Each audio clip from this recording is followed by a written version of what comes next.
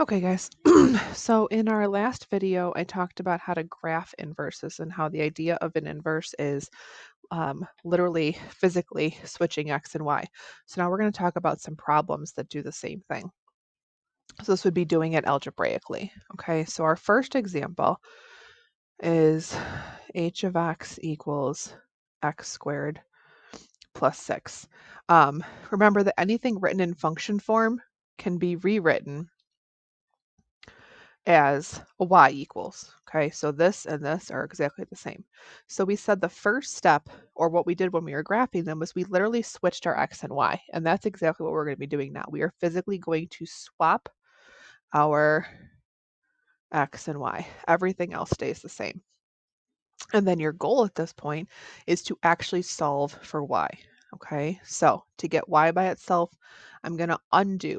Okay, now remember we talked about this and we did solving equations before, and we said it's your order of operations in complete reverse. So addition and subtraction would be the first thing that you undo. Okay, and it's really important that you try and show as much of your work as possible just to keep yourself ordered, so that you can keep track of your steps. So my sixes would simplify to 0.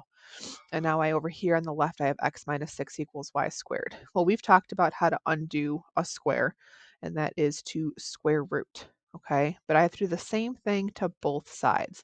And it's everything that exists on that left side. Everything that's there gets that square root. And if you also remember when we talked about square roots before, we said that there's always a plus and minus sign in front. So we end up with this. And that would be what we would consider the inverse of that graph, or that function, I'm sorry. Okay, so there's one example. All right, for our next one, we have k of x equals the square root of x plus 3 minus 4. First step is to change this function format to y equals so that it's easier when we swap everything. Okay, your first official step of the problem is to swap or switch your x and y. So x equals the square root of y plus 3 minus 4. Okay, and again, we are always looking to undo our order of operations in reverse order. So it means I'm going to undo addition and subtraction first. This is separate from this. Okay, this thing is underneath your square root sign, which means I need to get rid of the minus 4 first. So I'm going to add 4 to both sides. These are going to simplify to 0, and over here I have x plus 4 equals the square root of y plus 3. Now I can focus on trying to undo this square root so I can get y by itself. So the opposite, or the way I undo a square root, is to square it. And again, whatever I do on the right side, I have to do to everything on the left side. So this whole left side gets that same thing. And we end up with x plus 4 squared equals this, and this undid each other, y plus 3. My last step to getting y by itself is now I can get rid of this 3 because it's out from underneath the square root sign. So I'm going to subtract 3 on both sides. These simplify to 0. This is just going to hang off on the end there.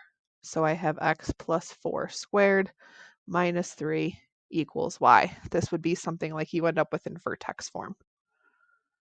Okay. And those are the two main types of problems. Let me go through one more. Y equals 1/2 times the square root of x plus 5. Okay, your first official step, this one's already in y equals form, is to swap your x and y. So x equals 1/2 the square root of y plus 5. Now there's a lot to look at here.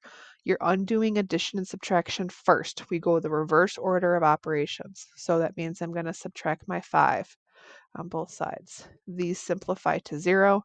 I have x minus 5 equals 1/2 times the square root of y. Okay, I've got to get the square root by itself before I can undo it. So I'm going to divide by 1/2 on both sides.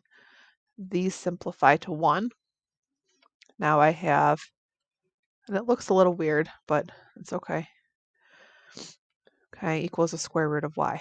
And again, the way that I undo my square root is to square it. And that means everything on the left gets squared.